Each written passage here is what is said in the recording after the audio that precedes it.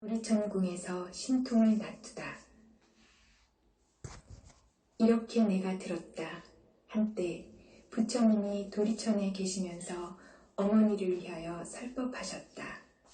그때 시방의 한량없는 세계에서 말로 할래야 할 수도 없는 그 모든 부처님과 큰 보살 마하살이 모두 다 법회에 모여오셔서 찬탄하셨다. 서가모니 부처님은 능히 오탁악세에서 불가사의한 큰 지혜와 신통력을 나투사 억세고 거칠은 중생을 조복하여 고락의 법을 알게 하신다 하고 각기 시자를 보내시어 부처님께 문안을 드렸다. 이때 부처님이 웃음을 머금으시고 백천만억의 큰 광명의 구름을 놓으시니 이른바 대원만 광명은, 대자비 광명은, 대지혜 광명은, 대반야 광명은, 대선례 광명은, 대길상 광명은, 대복덕 광명은, 대공덕 광명은, 대귀의 광명은, 대찬탄 광명은이었다.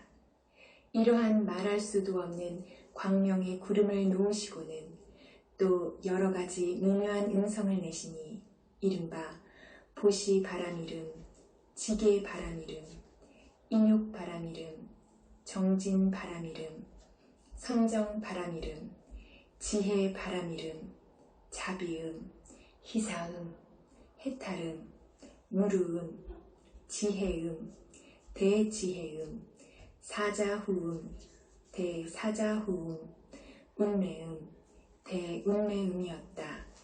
이러한 말할 수도 없는 음성을 내시니 사바세계와 타방국토에 있는 무량 억수의 천융 귀신들도 도리천궁으로 모여들었다. 이를테면 사천왕천, 도리천, 수영마천, 도솔타천, 화락천, 타화자재천, 범중천, 범고천, 대범천, 소광천, 무량광천, 광음천, 소정천, 무량정천, 변정천, 복생천, 보계천, 광과천, 엄식천, 무량엄식천, 엄식과실천, 무상천, 무번천, 무열천, 선견천, 선현천, 색구경천, 마해수라천, 내지 비상비비상 처천의 온갖 하늘물이며 용의물이며 귀신무리 등이 모두 법회에 모여들었다. 그뿐만 아니라 또 타방국토와 사바세계에 있는 해신, 강신, 하신, 수신, 산신, 지신, 천택신, 묘가신, 주신, 야신, 공신, 천신, 음식신, 초목신 따위의 신들도 모두 법회에 모여들었고 또한 타방국토와 사바세계의 모든 큰 귀왕들이 이른바 악목귀왕, 담혈귀왕, 담정기귀왕, 담태란귀왕, 행병귀왕, 섭독귀왕, 자신귀왕, 복리귀왕, 대애경귀왕 같은 이런 귀왕들도 모두 다 법회에 모여들었다. 이때 석가모니 부처님께서 문수사리법 왕자 보살 마하살에게 말씀하셨다. 그대는 저 모든 불보살과 천룡 귀신들을 보았는가? 이 세계와 다른 세계에서 이 국토와 다른 국토에서 이렇듯이 지금 이 도리천궁에 모여든 자의 수요를 그대는 알겠는가? 문수보살이 아뢰었다. 세존이시여, 저의 실력으로는 설사 천겁을 헤아려도 능히 알지 못하겠나이다. 부처님이 말씀하셨다. 내가 불안으로 관찰하여도 오히려 그 수를 다 헤아리지 못하겠구나.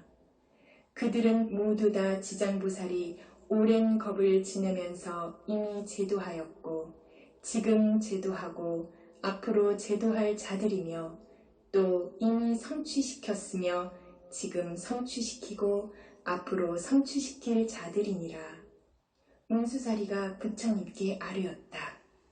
세존이시여, 저는 이미 과거세에 오랜 동안 선근을 닦아 걸림없는 지혜를 얻었으므로 부처님이 말씀하시는 바를 듣고는 바로 믿어져 지닐 수 있사오나 작은 과를 얻은 성문이나 천룡, 팔부와 미래세의 모든 중생들은 비록 부처님의 성실한 말씀을 들어도 반드시 의혹을 품을 것이오며 설사 받아들였더라도 다시 비방하게 됨을 면치 못하오리다. 세존이시여, 지장보살 마하살은 처음 수행할 적에 어떤 행을 닦았으며 어떤 원을 세웠기에 능히 이런 부사이한 일을 성취하나이까 좀 자세히 말씀하여 주소서. 부처님이 문수사리에게 말씀하셨다. 비유하자면 삼천대천 세계에 있는 숲을, 벼, 삼, 대, 산의 돌과 티끌의 낱낱이를 세워서 그 수만큼의 항아가 있다 하고 이 항아에 모든 물의 수만큼의 세계가 있어서 그토록 많은 세계 안에 티끌수대로 겁을 삼아 이 모든 겁에 쌓인 티끌수를 모두 다 또 겁으로 치더라도 지장보살이 십지 과위를 증득하여 지나온 것은 위에 든 비유보다 1000배나 더 많거늘 하물며 성문이나 벽지불지에 있을 때까지랴. 문수사리여, 이 보살의 위신약과 서원은 불가사의하노니 만약 미래세의 어떤 선남자 선여인이 이 보살의 명호를 듣고 혹은 찬탄하고 혹은 우러러 절하고 혹은 명호를 부르고 혹은 공양을 올리고 그 형상을 그리거나 조각으로 조성하여 모시면 이 사람은 마땅히 33천에 100번이나 태어나고 영원히 악도에 떨어지지 않으리라. 문수사리여, 이 지장보살 마하살은 과거 말로 할래야 할 수도 없는 오랜 겁전에 큰 장자의 아들이 되었더니라. 그때 세상에 부처님이 계셔서 호를 사자 분신 구족 만행 열애라 하셨느니라.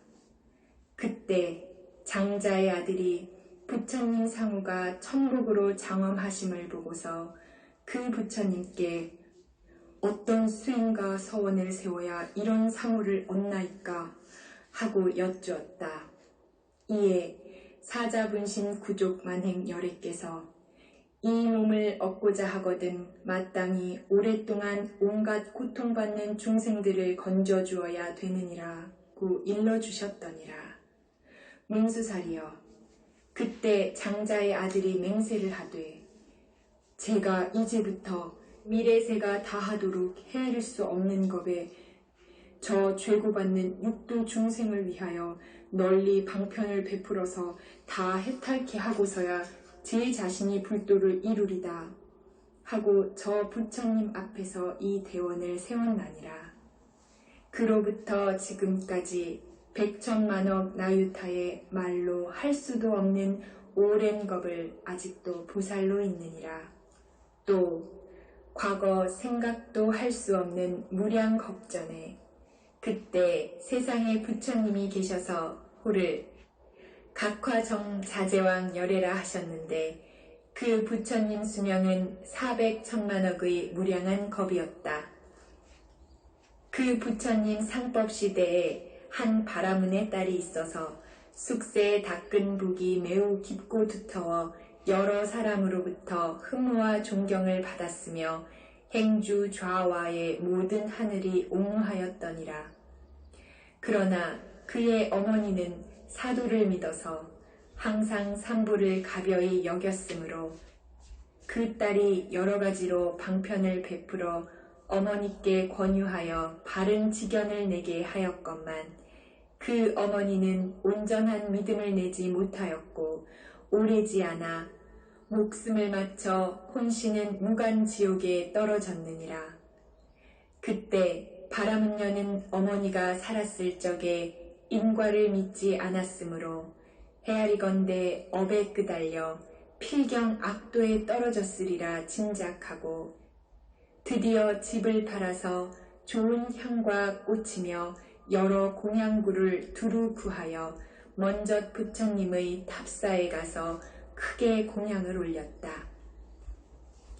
그때에 그 절에 모셔진 각화정 자제왕 열애의 위용이 아주 장엄스러운 것을 보고 바람은녀는 더욱 공경하는 마음이 우러나 절을 하면서 혼자 생각하기를 부처님은 대각이시라 온갖 지혜를 갖추셨으니 만약 세상에 계셨더라면 우리 어머니가 돌아가신 뒤에 만일 부처님께 와서 여쭈어 보았다면 반드시 가신 곳을 알았을 것이다 하면서 바람은녀는 오래도록 흐느껴 울며 부처님을 우러러 사모하였다. 그럴 때 호련히 공중에서 소리가 들려왔다.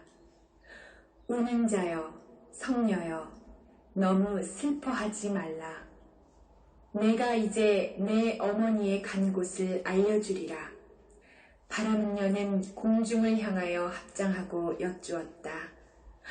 어떤 신덕이시온데 저의 근심을 풀어주시옵니까? 제가 어머니를 잃고 나서 밤낮으로 생각하였으나 어머니가 태어나신 곳을 물어볼 데가 없었나이다. 그때 공중에서 또 소리가 났다. 나는 너의 지극한 절을 받은 과거의 각화정 자제왕 열애니라. 내가 어머니 생각하기를 보통 사람들보다 배나 더한 것을 보았으므로 각별히 와서 일러주노라. 이 소리를 듣고 바람은녀는 감격하여 몸을 일으켜 스스로 부딪혀 팔과 다리를 성한 데 없이 다쳤더니 좌우에서 부축하고 돌보아 한참 만에 겨우 정신을 차리고 공중을 향하여 아뢰었다. 부처님이시여, 바라옵건대 크옵신 사랑으로 불쌍히 여기시어 우리 어머니가 태어나신 곳을 어서 말씀하여 주옵소서. 저는 이제 몸과 마음이 곧 죽을 것만 같나이다. 이때 각화정 자제왕 열애께서 성녀에게 이르셨다. 내가 공양 올리기를 마치거든 얼른 집으로 돌아가 단정히 앉아서 내 명호를 생각하여라. 그러면 곧 너의 어머니가 태어난 곳을 알게 되리라.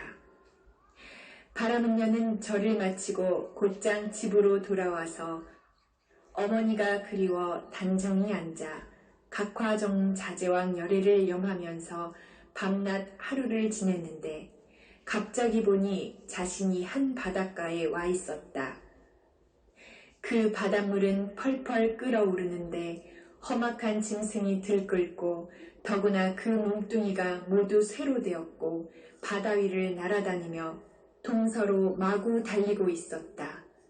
또 보니 남자와 여자 100,000만 명이 그 바닷속에 빠져 버둥대는데 저 험악한 짐승들이 이들을 다투어 잡아서 뜯어먹고 있었다. 또 보니 야차가 있는데 그 모양이 낱낱이 이상하였다. 혹은 손이 여럿이고 눈이 여럿이며 혹은 다리와 머리도 여럿이며 입에서는 어금니가 밖으로 튀어나와 날카로운 갈고리와 같았다. 이들이 저 죄인들을 몰아다가 험악한 짐승에게 가까이 대어주기도 하고 또 스스로 거칠게 움켜잡아 발과 머리를 엮어가는 그 꼴이 천만 가지라. 차마 오래 볼 수 없었다. 그때 바람은녀는 염불하는 힘으로 자연히 두려움이 없었느니라. 여기에 무독이라는 한 귀왕이 있어서 머리를 숙여오며 성녀를 맞이하면서 말하였다. 장하십니다. 보살은 어떤 인연으로 이곳에 오셨습니까? 바람은녀가 귀왕에게 물었다. 여기는 어디입니까? 무독이 대답하였다. 이곳은 대철이산 서쪽의 첫 번째 바다입니다. 내가 들으니 철이산 속에는 지옥이 있다는데 그것은 사실입니까? 참으로 지옥이 있습니다. 내가 지금 어떻게 해서 지옥 있는 곳을 오게 되었습니까? 만약 부처님의 위신력이 아니면 바로 업력에 의한 겁니다. 이 두 가지가 아니면 결코 여기에 올 수 없습니다. 성녀가 또 물었다. 저 물은 웬일로 저렇게 용솟음쩍 끓어오르며 저 많은 죄인과 험악한 짐승들은 어떻게 된 것입니까? 저들은 남양부주에서 악한 짓을 한 중생입니다. 갓 죽은 자가 49일을 지나도록 망자를 위하여 공덕을 지어 고난에서 건져주는 이가 아무도 없고 생시에도 착한 일을 한 바가 없으면 결국에 본래 지은 업을 따라 지옥에 가느라고 자연히 먼저 이 바다를 건너게 됩니다. 이 바다 동쪽으로 10만 유순을 지나 또 한 바다가 있는데 거기의 고통은 이곳에 배나 되고 그 바다 동쪽에 또 한 바다가 있는데 거기의 고통은 또 그 배나 됩니다. 이 고통은 삼업이 악하였던 원인으로 해서 받는 곳이므로 모두가 어패라 부르는데 그곳이 바로 여기입니다. 성녀가 또 물었다. 지옥은 어디 있습니까? 그 세 바다 안이 바로 큰 지옥입니다. 그 지옥의 수가 100천이지만 각각 차별이 있습니다. 큰 것으로는 18비나 되고 그 다음 것이 500이고 또 그 다음 것이 1100이나 되는데 지독한 고초가 한량없습니다. 성녀가 또 물었다. 우리 어머니가 돌아가신 지 얼마 안 되나 알 수 없습니다. 그 혼신은 어디로 갔을까요? 귀왕이 물었다. 보살의 어머니는 생전에 어떤 일을 하셨습니까? 우리 어머니는 소견이 삿대어 산보를 헐뜯어 비방하였고 서로 잠깐 믿다가도 이내 돌이켜 또 공경치 않았습니다. 돌아가신 지 비록 며칠이 안 되나 태어나신 곳을 알 수 없습니다. 보살의 어머니는 성씨가 누구십니까? 우리 부모는 모두 바람은 종족인데 아버지 이름은 시라선견이고 어머니 이름은 열젤입니다. 우독이 합장하고서 보살에게 알려주었다. 성자는 집으로 돌아가소서. 조금도 걱정하거나 슬퍼하지 마소서. 열젤이 죄녀가 천상에 난 지 이제 사흘이 되었습니다.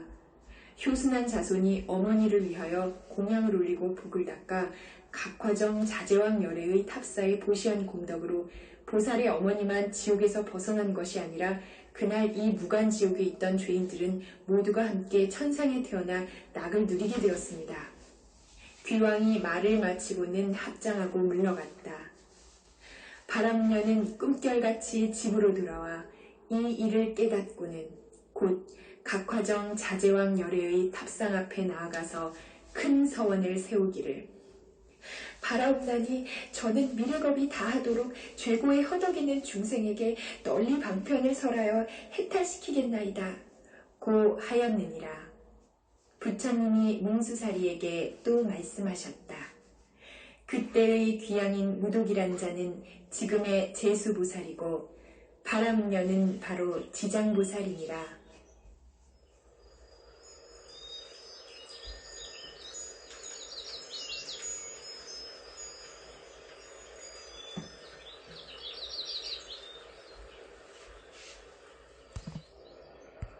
제2품